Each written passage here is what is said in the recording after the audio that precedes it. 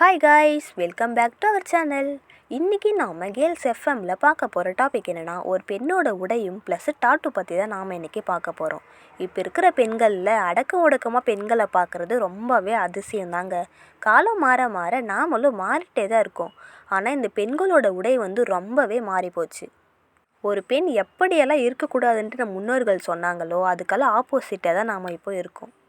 ஒரு பெண் எதுக்காக ட்ரெஸ் போடுறோம்? நம்மளோட உடம்பை மற்றவங்கள யாரும் பார்க்கக்கூடாதுன்னு ட்ரெஸ் போட்டது அந்த காலம்.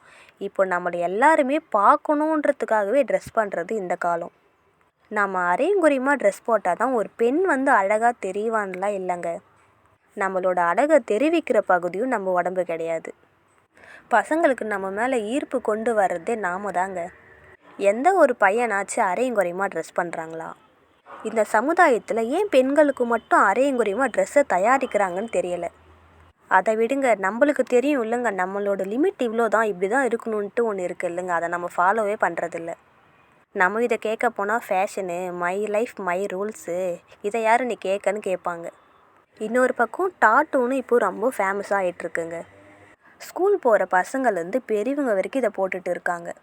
இதை நம்ம எதுக்காக போடுறோம்? போடுறதுனால நமக்கு என்ன வரப்போகுதுன்ட்டு புரியலை எனக்கு. இப்போ எல்லாம் டாட்டூ எங்கெல்லாம் போடுறாங்கன்னு சொல்கிறதுக்கே அசிங்கமாக இருக்குங்க. சொல்ல முடியாத இடத்துலலாம் டாட்டூ போட்டுட்ருக்காங்க.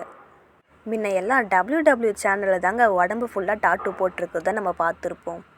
ஆனால் இப்போ நிறைய பொண்ணுங்க தன்னோட உடம்பு ஃபுல்லாக டாட்டூவும் போட்டுட்ருக்காங்க. நம்மளோட உடம்பை மற்றவங்களுக்கு காட்டி டாட்டூ போடுறதுனால நமக்கு என்ன வரப்போகுதுன்ட்டு எனக்கு எதுவுமே புரிய மாட்டேங்குது இன்னுமே. இப்போவே இப்படி இருக்குங்க இந்த உலகம். இன்னும் வரப்போகிற ஜென்ரேஷனில் நம்ம எதெல்லாம் பார்க்க போகிறோன்ட்டு எனக்கு உண்மையிலே புரியலை. இதே நல்ல விஷயம்லாம் பார்த்தா உண்மையிலே சந்தோஷப்படலாங்க. இந்த உலகத்தில் சாதிக்கணுன்றது வெறியை தவிர இது எல்லாமே நம்ம பண்ணிட்டு தான் இருக்கோம். அதை நோக்கி தான் போயிட்டுருக்கோம்.